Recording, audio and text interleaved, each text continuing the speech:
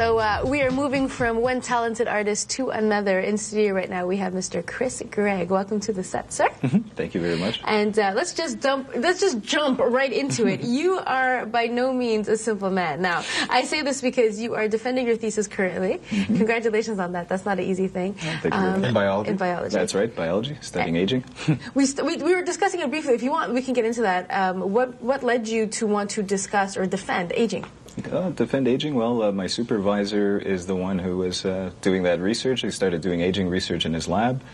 Really fascinating project, and yeah, it seemed really relevant, to humanity. Obviously, everyone wants to live longer, so yeah, I started doing graduate work there. Eventually, fast-tracked me, and here I am, defending a PhD next week. Okay, well, good luck to that. Now, Thank you. Let's jump into the book, which is unrelated in terms of subject matter, but it's still also very close to your heart. It's called The Twilight Alliance. That's What's right. this book about? What's the book about? So the premise of the story, it's kind of set in a medieval kind of world. There's some creatures who have been enslaved by the human race, and they're kind of fighting for justice.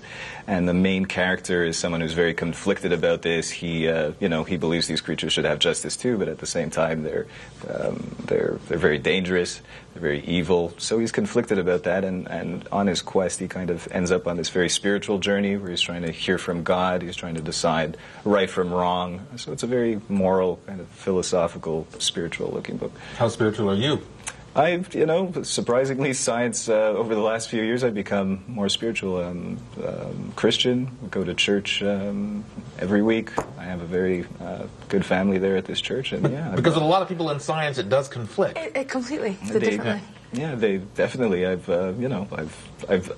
makes you a target. Let's put it that way. A scientist who's very Christian, but I very rarely see any conflict between the two at all. It's two different ways of finding knowledge, and both very rewarding and very intricate parts of my life. Parallel streets that lead to the same direction. Absolutely. That's right. I would definitely say so. And, I'm kind of glad to be in a situation where I can study both, where I can talk about both, because Openly, because it has it's very controversial now. People do see a lot of conflict between science and religion. I say if you're interested in either of them, study them.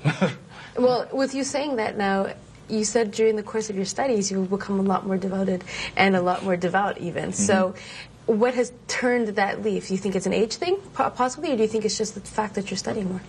I'm not sure. I guess I'm just curious. I'm very curious about things. When I was growing up, my mother and my father too was they were religious. Let's say I was in a religious background, and in my teenage years, I kind of turned away from that entirely, and I said, "Oh, this is ridiculous." And I remember even throwing out my Bible and saying, "Forget about it."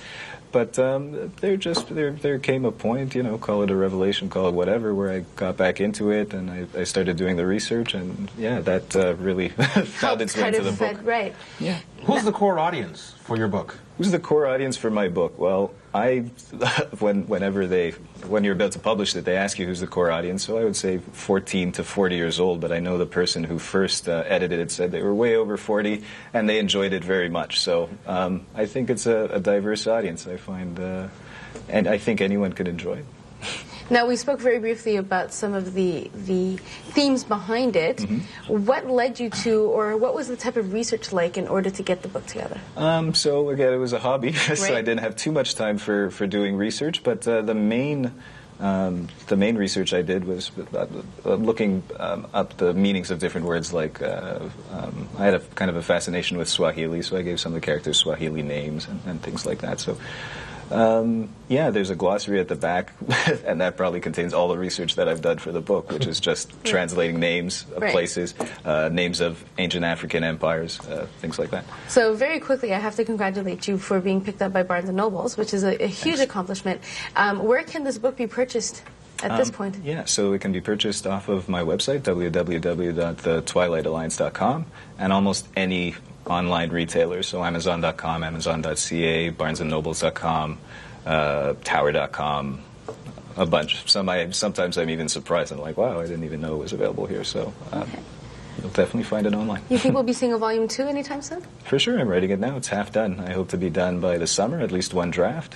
And then we'll have someone edit it and take it from there. Yeah. Fantastic. I want to thank you very much for being with us, and definitely we're going to give this one a read, The Twilight Alliance. Chris Gregg, thank you so much. Thank you very much. And we will return. I knew he was waiting to do something. We'll return after this with some of Peter's footage from Unit United over the past couple of weeks. We'll be back in a few.